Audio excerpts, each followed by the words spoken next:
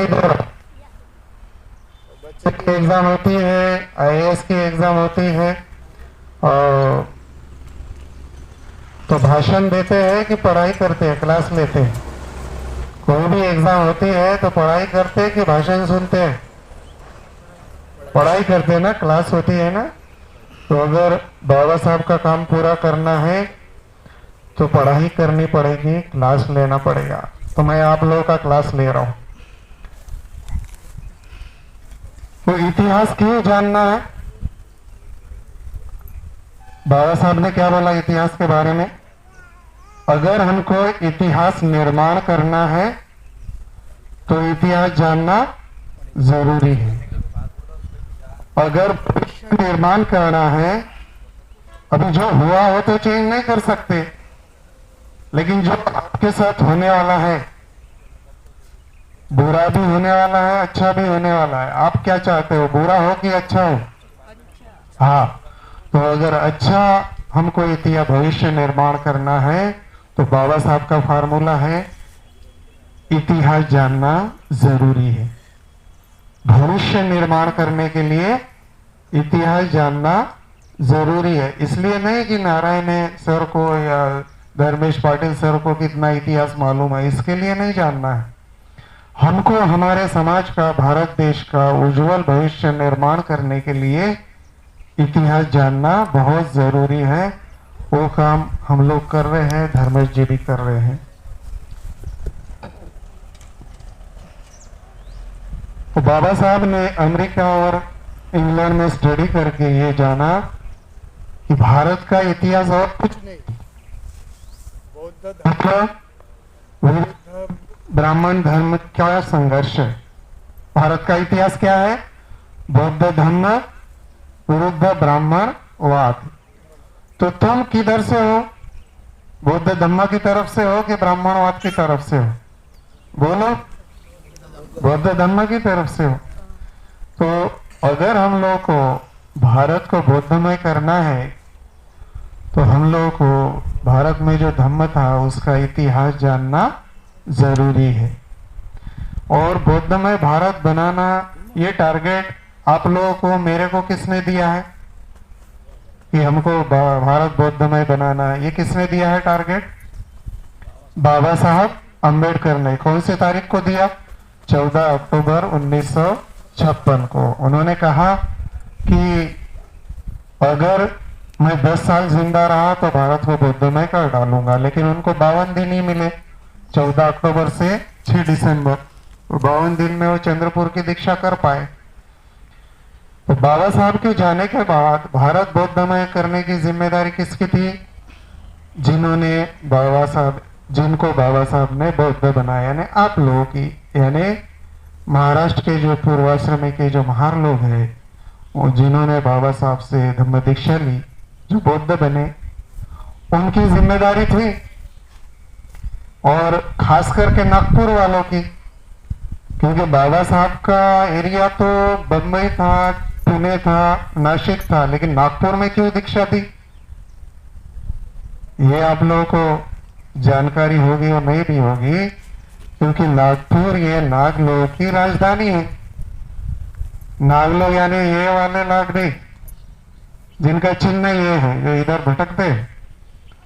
हाँ, तो नागपुर ये नाग लोगों की राजधानी है। और नाग लोगों का इतिहास क्या है?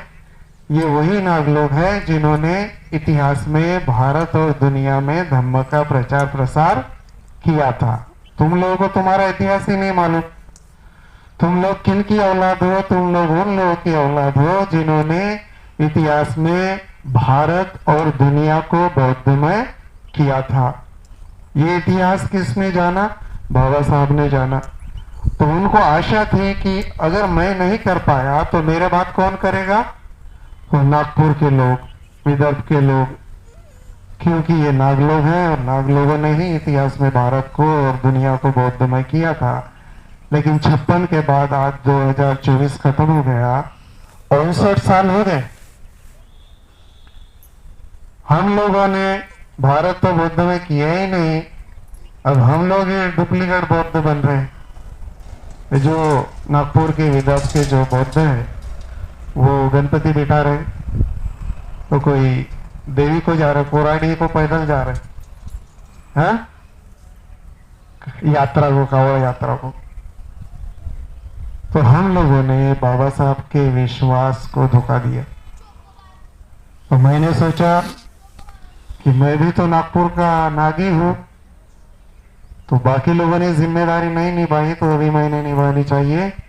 इसलिए 14 अक्टूबर 2024 से मैंने एक संकल्प लिया कि बाबा साहब को 10 साल चाहिए था भारत बौद्ध में करने को, तो मुझे 20 साल चाहिए, क्योंकि मैं तो बाबा साहब नहीं हूं। तो 20 साल में मुझे भारत को बौद्धमय करना है। तो 14 अक्टूबर 2024 प्लस 20 साल कितने हो जाएंगे? 14 अक्टूबर 2044 तक हम लोग को भारत बौद्धमय करना है। ये मेरी जिम्मेदारी है और मेरे लोग जो आप लोग हो उनकी जिम्मेदारी है। तो मैंने सोचा कि बाबा साहब ने किसके अपेक्षा की थी? नागपुर के लोगों की। तो पहले तो मुझे नागपुर को बौद्धमय करना पड़ेगा। तो नागपुर बौद्धमय करने के लिए मैं जब जेम्स के तरफ देखता हूँ, जब मैंने क्लास शुरू की है, मैंने सोचा नागपुर बौद्धमय करने के लिए मुझे 1000 क्लास हर गली मोहल्ले में बौद्धों के लगाने हैं।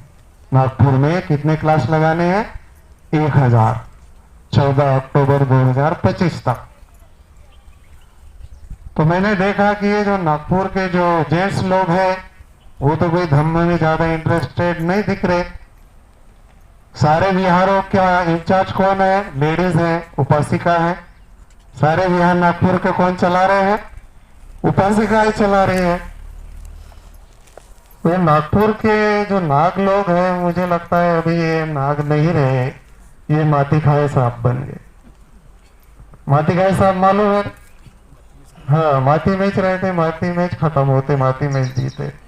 तो मुझे लगा कि ये नागपुर के जो नाग लोग जेंट्स है वो तो नागपुर बौद्ध में नहीं कर पाएंगे, लेकिन जो उपासिकाएं हैं, जो इधर भी ज्यादा कौन है संख्या में, ये उपासिकाएं हैं, ये नाग समाज की ये नागिन लोग हैं। तो ये नागी में जो है, तो ये नागपुर और भारत को बौद्धमय बना सकती है। तो मुझे कितने क्लास लगाना है एक साल में? 1000 क्लास। और परसों 14 अक्टूबर से मैंने शुरू किया और परसों 35वां लग गया। कितने लग गए? 35 क्लास। तो कितने बचे हैं अभी नागपुर बौद्धमय करने को? 1000 माइनस 35 कितने हो गए? 965 क्लास बचे हैं। तो 965 क्लास कौन कौन लगाएगा? ये लोग लगाए। और खास करके नागपुर के जो नागिन लोग हैं उनकी जिम्मेदारी है कि एक नागिन को एक क्लास लगाना है। तो 965 नागिन ही काफी है कि नहीं? और कितने विहार है नागपुर में? 350-400 विहार है। वो सारे विहारों में हम लोगों को धर्मेश पाटिल जी जो काम कर रहे हैं, मैं जो काम कर रहा हूँ, ऐसे 1000 क्लास लगाने हैं। तो अभी कितने लग गए? सिर्फ 2 महीने में कितने लग गए हैं?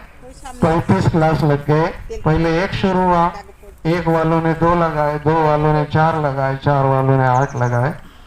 तो इस तरह हम लोगों को भारत बौद्धमय करने के लिए पहले नागपुर बौद्धमय करना है। और नागपुर बौद्धमय करने के लिए हर मोहल्ले में हम लोगों को एक एक धम्म का क्लास लेना है। वो कौन लेगा? मैं लूंगा, क्योंकि मुझे दूसरा धंधा है नहीं। आगे क्या हो? हाँ, तो